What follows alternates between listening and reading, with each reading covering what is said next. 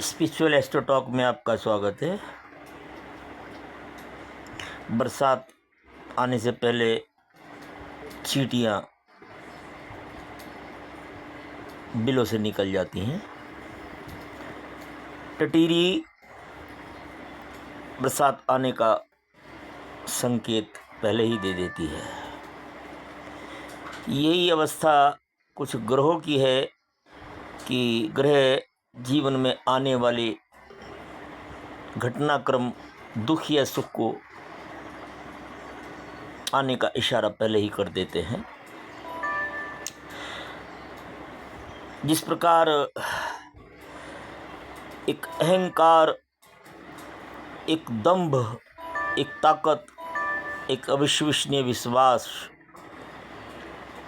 ममता बनर्जी और अनिल केजरीवाल के मनोमस्तिष्क में रहता था कि 7 जन्म भी उनकी सरकार को कोई हिला नहीं सकता, ऐसा उनका दावा था।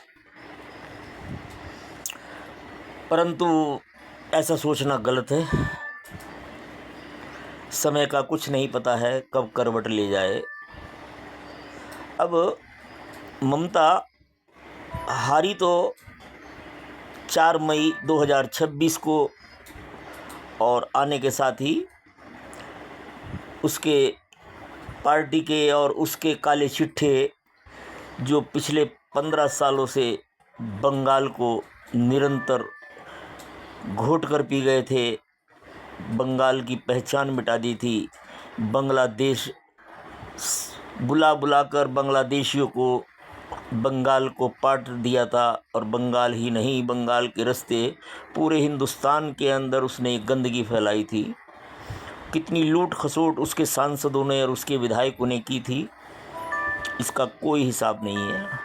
परंतु इसकी आहट 31 मार्च 2025 को हो चुकी थी।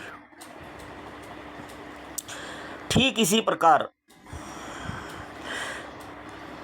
31 मार्च 2025 को जब केजरीवाल की सरकार लगभग 1 महीने पहले गिर गई, हार गई और वहाँ बीजेपी सत्ता में आई, तो ये केजरीवाल 1 महीने पहले ही अपने ताकत, दंभ और अहंकार को पब्लिक ने चूर चूर कर बीजेपी को सत्ता सौंप दी।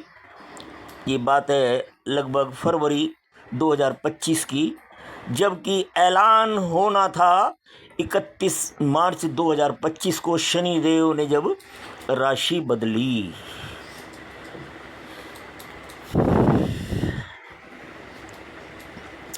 क्योंकि 2000 लगभग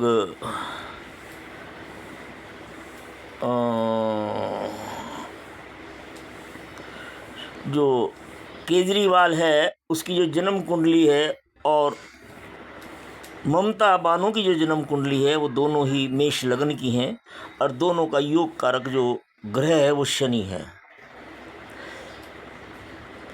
क्योंकि लगभग 2011 में, लगभग 2011 में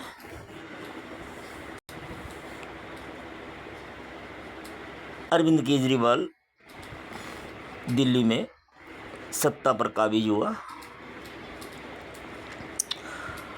और उस समय उसका जो योग कारक शनि था वो उसके 7वें भाव में उच्च का विराजमान था।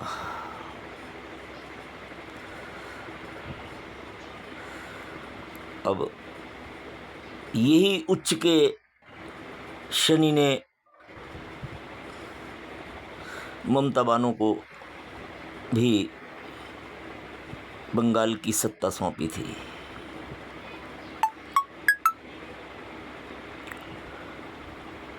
और वो बंगाल की महारानी बन गई थी। निरंतर 15 साल दोनों महाअभिमानी आतिताई ने दोनों हाथों से पब्लिक को लूटा। मैं बिना तर्क के नहीं कह रहा हूँ। जन्म कुंडली जो है केजरीवाल की, मैं बता सकता हूँ कि उसने जन्म कुंडली के आधार पर लव मैरिज की है। जन्म कुंडली के आधार पर ही उसे सत्ता मिली है। जन्म कुंडली के आधार पर ही उसने गलत तरीके से शराब तक का अवैध पैसा कमाकर जनता का मूर्ख बनाया। और 2025 में जब शनिदेव ही उसके गोचर में 12वें भाव में यानी कि मीन राशि में आ गए तो उसको भी अपनी सत्ता खोनी पड़ी। ठीक ममता बनर्जी की तरह, परंतु ऐलान 2025 को हुआ। सत्ता में उसका जो समय सीमा था और इलेक्शन का समय था चुनाव का, वो था 2026। तो उसको 1 वर्ष के अंदर ये सब एहसास हो गया कि अब मेरा रहना मुश्किल है। सेंट्रल का शिकंजा कसता चला गया। अवैध घुसपैठियों पर नकेल कसनी शुरू हो गई। दोबारा से जनसंख्या गिनती प्रारंभ हो गई। सर का हैंटर हर स्टेट के ऊपर पड़ने लगा, जिसका सबसे ज़्यादा फर्क ममता पर पड़ा और ममता जी बिलबिलाती हुई सत्ता से बाहर हो गई, ठीक केजरीवाल की तरह।